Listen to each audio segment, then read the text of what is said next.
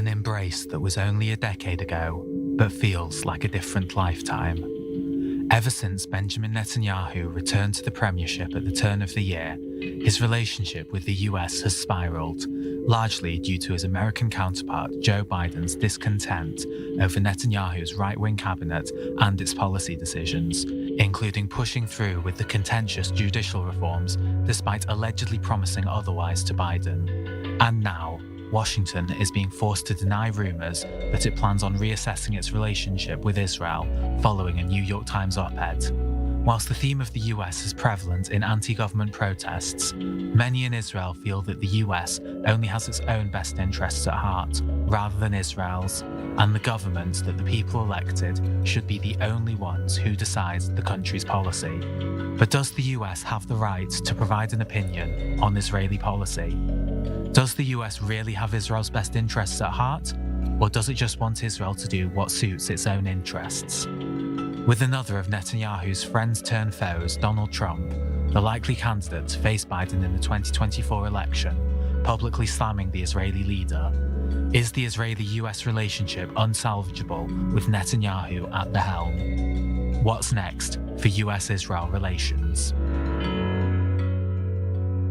All right, gentlemen, let's get to it. What is next for U.S.-Israel relations? As always, we begin with our quick fire round, 30 seconds each to let your initial stance on the matter, and we'll pick up the conversation from there. So, Jose Aristimuño, please take the lead. Your 30 seconds are on. Thank you, everybody. Look, I think first and foremost, we got to look at the bigger picture and understand that when it comes to U.S. relationships with Israel, it's a relationship of 75 years. We got to remember that the United States was the first country to recognize statehood for Israel. We have a large relationship, obviously shared over democratic values, billions of dollars are poured in, over $4 billion each year into Israel's security. When we talk about economic trade, commercial trade, we're talking about a lot of money as well. So I think that the path is bright for both countries and will continue to be so. All right, Mr. Ayalon, your thoughts? Well, Eli, there is a big distinction between the government of Israel and the state and the people of Israel. Israel and the United States are natural allies, and it is within the interest of the United States to keep Israel strong, and they will continue to do that. It serves their interests. However, when it comes to the government and Bibi Netanyahu, it's a different story. So there is a differentiation between the government and the country. Well, it rings some bells, this differentiation, Benjamin Netanyahu and the government or people of Iran, but we'll get to that in a second. Last but not least, Josh Hasten, your take.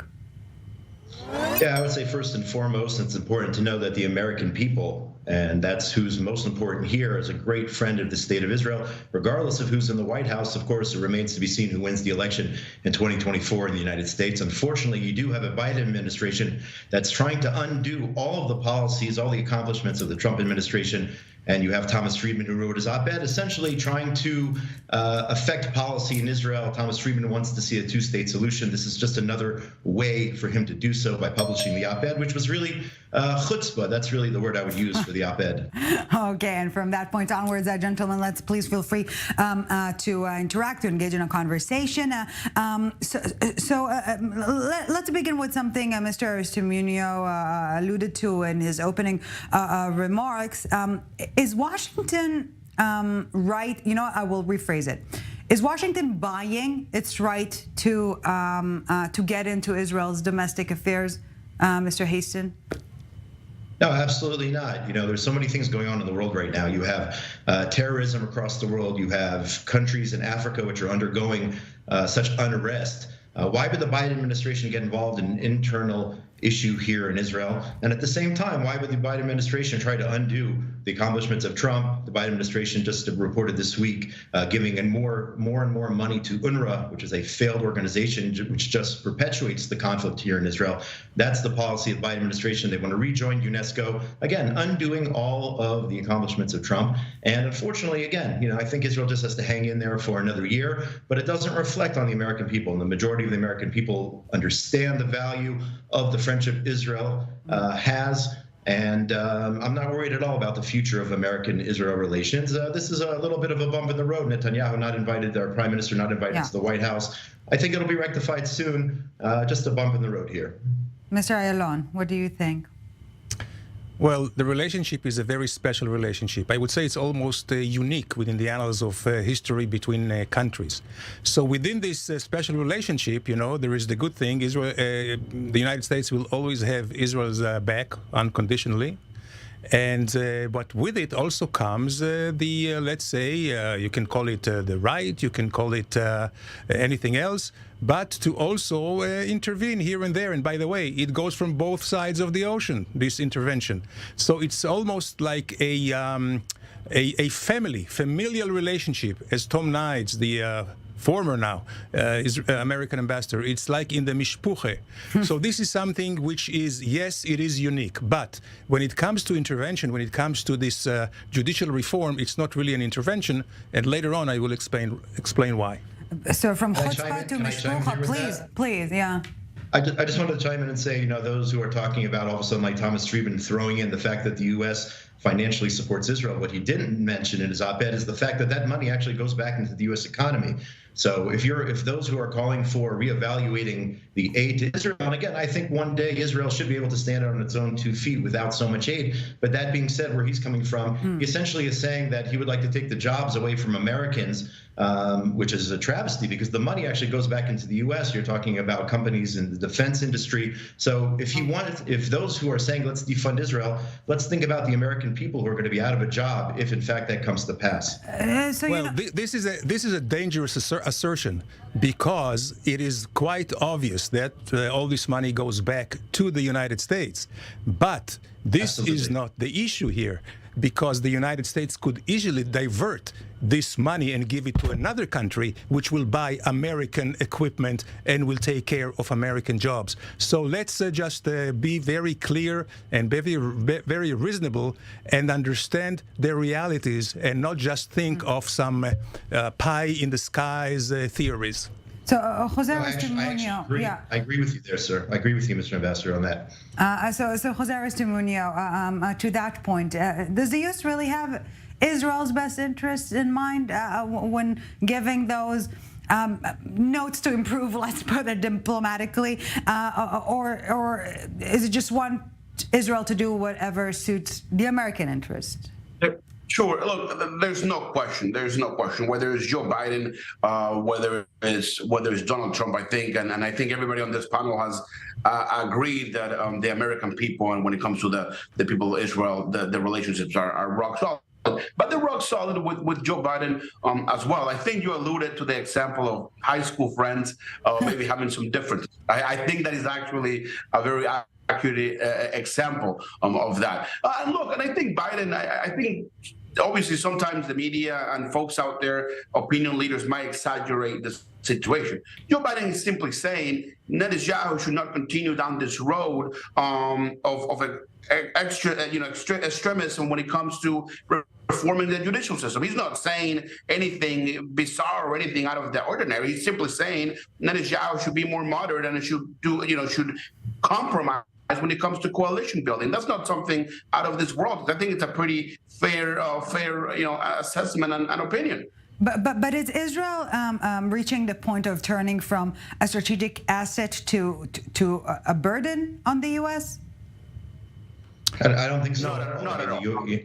No, absolutely not. I agree. You know, Israel is the biggest aircraft carrier the United States has here in the Middle East. I'm not the one to coin that term, so I don't think we're at that point in any way, shape, or form. But unfortunately, again, the Biden administration, taking a page out of the Obama administration, has started to put pressure on Israel. And here we're talking about an internal issue. I don't see the United States getting involved in internal issues in other countries. So while we do have that special relationship, unfortunately, in this case, perhaps it is, using that special relationship against the interests of the state of Israel and the population here, which in last November democratically elected this government. If I can just say something quickly. Please, sir, please, of course. To that point, Benjamin Netanyahu came to the United States a few years back, and he addressed Congress, and he was very critical or certain things when it came to Iran and nuclear deals and whatnot. So presidents do this all the time. I think it's not out of the ordinary for presidents to have opinions, especially in a relationship this close. I think folks are exaggerating the situation.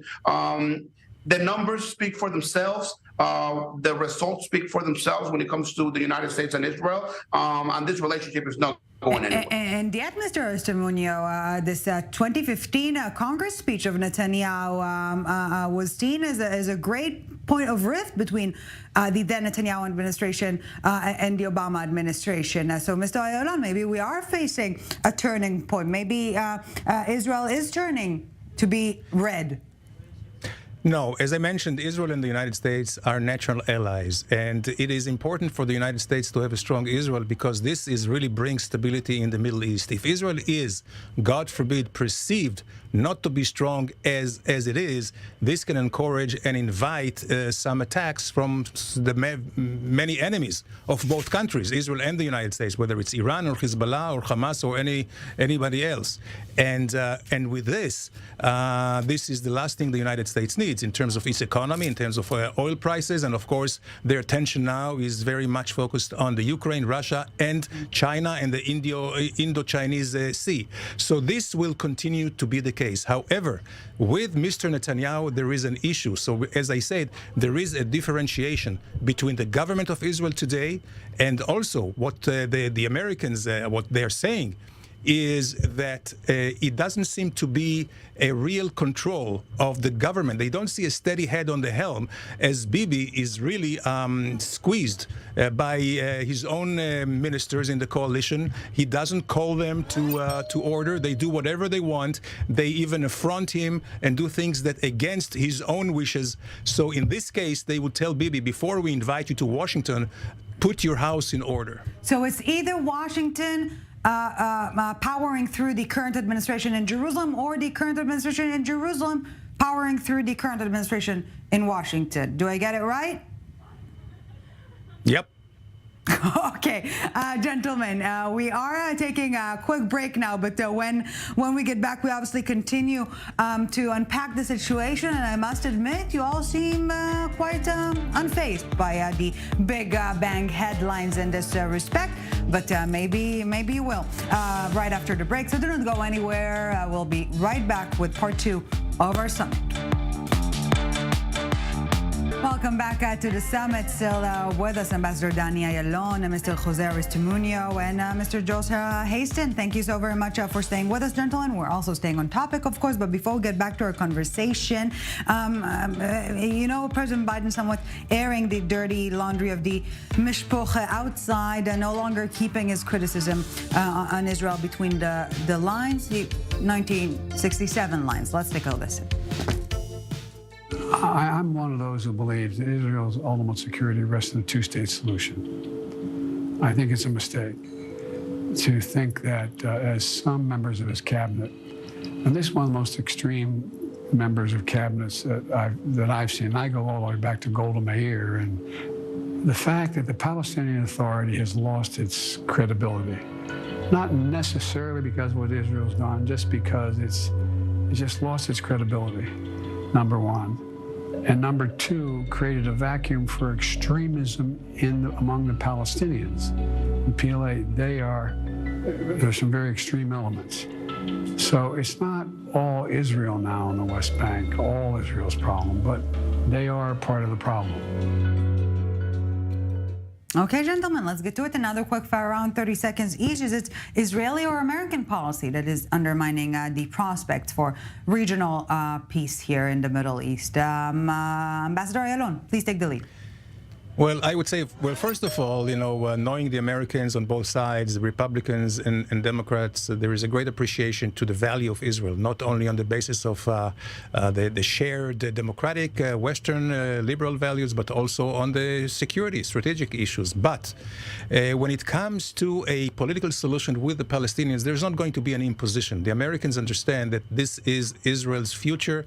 We own our future. We own our destiny. We are the ones taking the risk, so we should be the ones to make the decision. However, they do have the right to say what they think, and they are the only country that can really bridge any peace between us and any of our neighbors.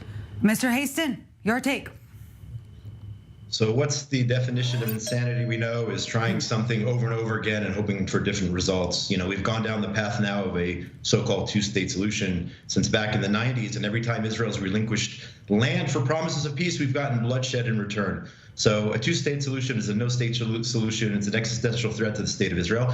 And at the same time, we have to deal with the true existential threat right now, which is Iran. And so far, the Americans are appeasing the Iranians, while the Prime Minister Netanyahu is trying to stay strong on Iran, which is the main issue here when it comes to the security of Israel and the entire world. Last but not least, Mr. Aristimuño, your thoughts?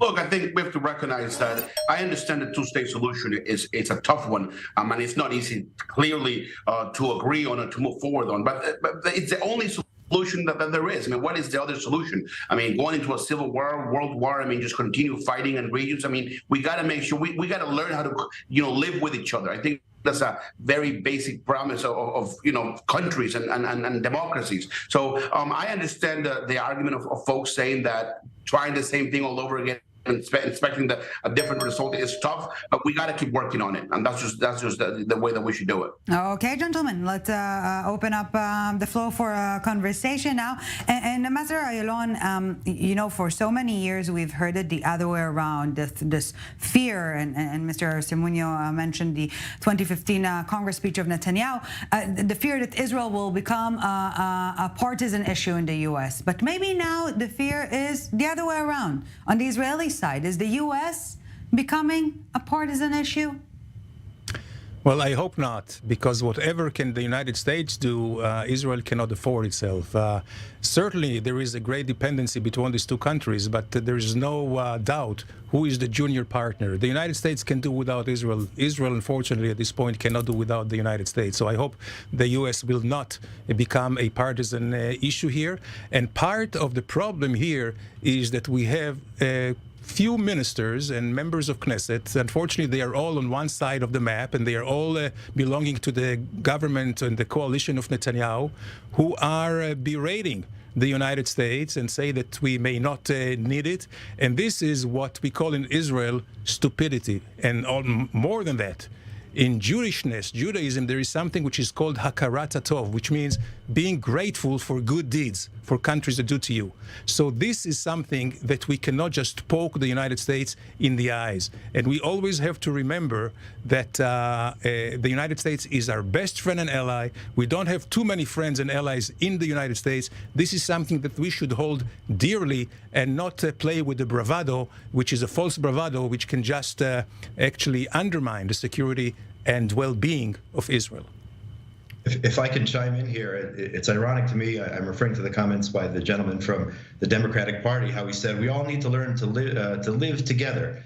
But a two-state solution is exactly the opposite. A two-state solution means Jews on one side of a fence and Arabs on the other side of the fence. I mean, I invite him to come to Gush Etzion or any part of Judea and Samaria and see the reality here on a day-to-day basis with Jews and Arabs interacting. So how is that living together when you establish a separate entity, of course, which would be an existential threat to the state of Israel, because anytime an IDF soldier would have to go into an entity known as Palestine, in quotes, that would be an act of war. So how can you, how is that in any way, shape, or form realistic? That decreases the coordination and cooperation, which I see every single day in the Barkan Industrial Zone and Gush Etzion.